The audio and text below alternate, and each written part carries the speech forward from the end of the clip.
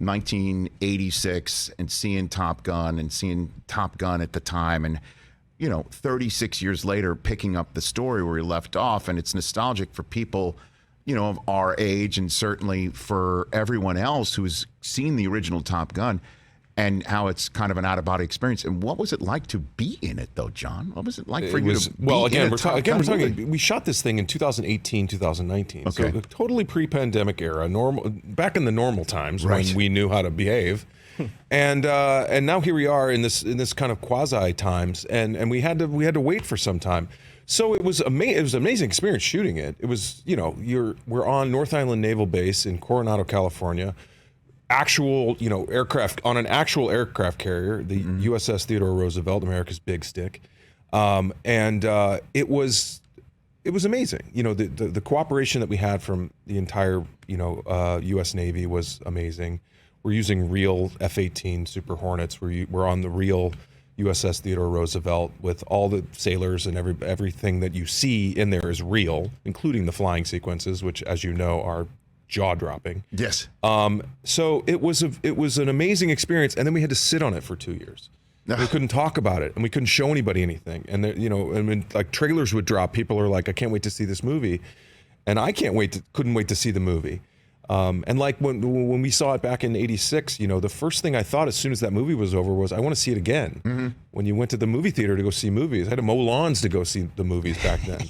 And it was like $3 a ticket. It wasn't like in St. Louis, it was breaking the bank to go see a movie, but it was still a thing.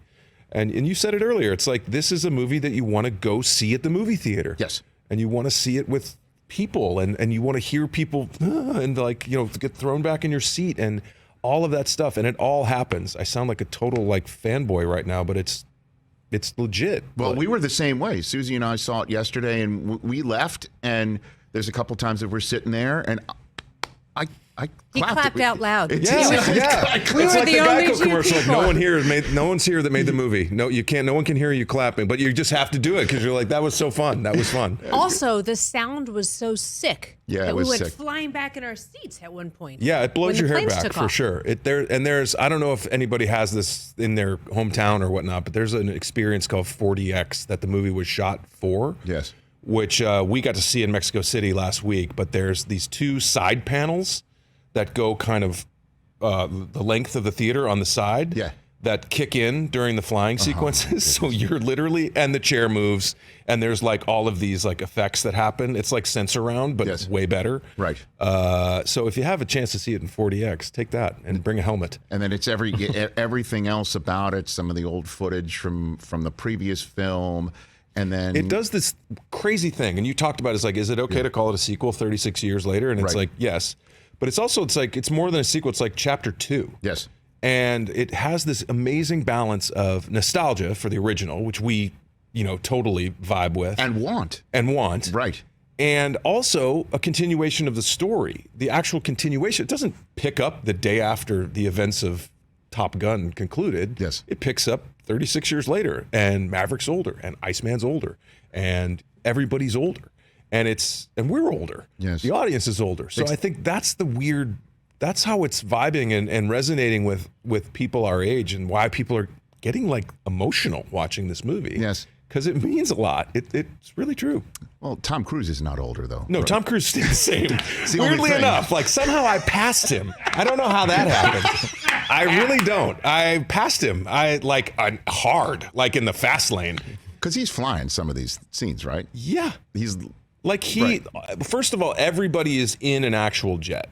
Right. Like they're not, no one's in a chair with a green screen behind him with a gimbal. No one's doing that. They are you talk to Glenn and Miles, they were legit passing out, puking. All of the feels that they were going through in the back of those jets were real. They're not in charge of the stick, because it's an $85 million aircraft owned by the U.S. taxpayers, and they tend to not allow you to actually, drive it. That's the danger zone. That is part of the danger zone. Right. You'll get a big bill from the Navy at the end of that.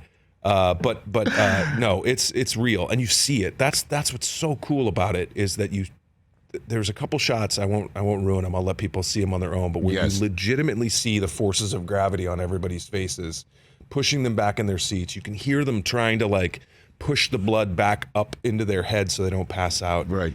It's amazing. Jon Hamm, you are as well. Top Gun Maverick. Everyone should go see it. It is just fantastic. The whole Thanks, thing. Rich. Soup to nuts, man. Thank you, pal. And so you're going to go traveling to go promote this Yeah, thing, tomorrow I head off to London where we do a bunch of press. Then we go to Cannes for the big festival, which I've never done. Man.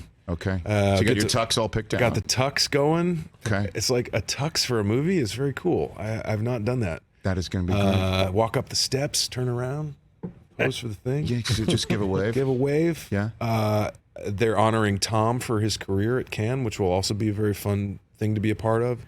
And then we go back to London for a royal premiere, which I've also never done. Another black tie thing where I think some royal people. Oh, my gosh. Daryl Royal, I think, will be there. I think it's only people with the last George name Brett Royal. will be there, right? George Brett will show up. Kansas City Royals? Kansas City Royals will all be there. Okay, very good. So Crown? the only served crown royal. No, it's pretty much, I don't know. You tell me. I don't know. Yeah, it's all new to me, so we'll see. Fill in on that. But yeah, I don't know. I think by the end of it, if I get to high five the Queen, that's it. You should. You should. Up top. Elizabeth Regina 2 up top. That's it. That's you. You have to go. And then freeze frame. That's right. Me and the Queen. Fades black. So like she has a little jump. I look forward to all of that. Well, should we? We should. Damn it! We should find out what's the Queen's call sign. What do you think? Oh, Majesty. It's got to be. that's pretty tight. What do you think? Majesty. Majesty. Kind of has to be one or two syllables. It's though. got. Oh, that's too much. A Maverick is multiple polysyllabic. Maverick. That's true. I don't know. Okay. Majesty. Hey, you watched all the way to the end. Thanks for that. Watch more right here.